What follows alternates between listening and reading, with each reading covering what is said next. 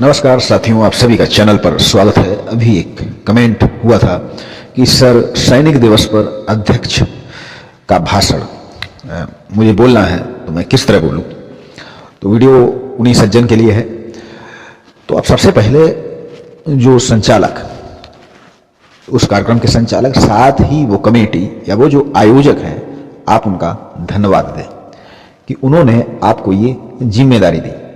और सभी का आप बोल सकते हैं कि मंचासीन गणमान्य विभूतियों को समर्पित इन 4 पंक्तियों के साथ मैं अपनी बात रखना चाहूंगा कि कहाँ ऐसे लोग जो निष्प्रह रण में जूझने जाते हैं, परहित में निज हेतु त्याग कर प्यार बांटते जाते हैं, आशाओं के पुष्प पल्लवित होते इन्हीं मालियों से, आओ इनका स्वागत करके जीवन सफल बनाते हैं।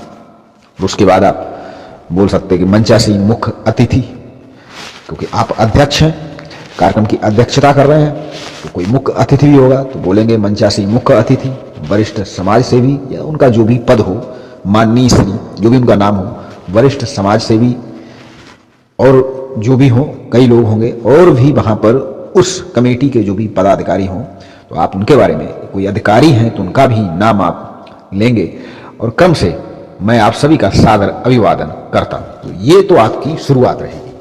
शुरुआत आप इस तरह करेंगे, आप बोलेंगे कि ये मेरा सौभाग्य है कि मुझे इस कार्यक्रम की अध्यक्षता करने का अवसर प्राप्त हुआ और आप लोगों के बीच मुखातिब होने का अवसर प्राप्त हुआ। इसके लिए मैं काफ़ी अपने को खुद को सौभाग्यशाली समझता हूँ।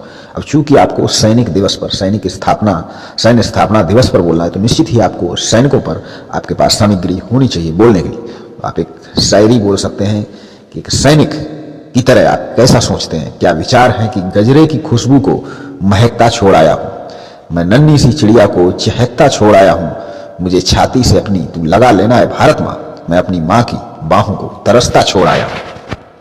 आप बता सकते हैं कि एक सैनिक अपना जीवन नहीं जीता, उसका एक अपना परिवार ही सिर्फ परिवार नहीं होता है, पूरा राष्ट्र और राष्ट्र के अंदर रहने वाला हर एक व्यक्ति उसके परिवार का सदस्य होता है। और उस सदस्य की जान की हिफाजत के लिए, सलामती के लिए, वो चाहे सर्दी हो, गर्मी हो, बरसात हो, चाहे सीमा हो या देश के अंदर, 24 घंटे तत्पर रहता है भारत मां की सेवा के लिए। उसके बाद आप ये भी प्रकाश डालेंगे कि ये जो सैन्य दिवस या कहें स्पेशल, विशेषकर थल सेना की स्थापना हुई थी 15 जनवरी 1947 को, भारत स्वतंत्रता मिलने के बाद तुरंत भारतीय थल सेना की स्थापना हुई थी और थल सेना दिवस 15 जनवरी को मनाया जाता है। अब 15 जनवरी को ही क्यों, तो इसकी भी जानकारी आपको होनी चाहिए कि 15 अगस्त 1947 को जब भारत स्वतंत्र हुआ, तब देश भर में व्याप्त दंगे फसादों तथा शरणार्थियों के आवागमन के कारण उथल पुथल का माहौल था। इस कारण कई समस्याएं पैदा होने लगी और फिर इस स्थिति को नियंत्रित करने के लिए सेना को आगे बढ़ना पड़ा। इसके पश्चात एक विशेष सेना कमांड का गठन किया गया ताकि विभाजन के दौरान शांति व्यवस्था सुनिश्चित की जा सके, परंतु भारतीय सेना के अध्यक्ष तब भी ब्रिटिश मूल के हुआ करते थे। और 15 जनवरी 1949 को फील्ड मार्शल के.एम.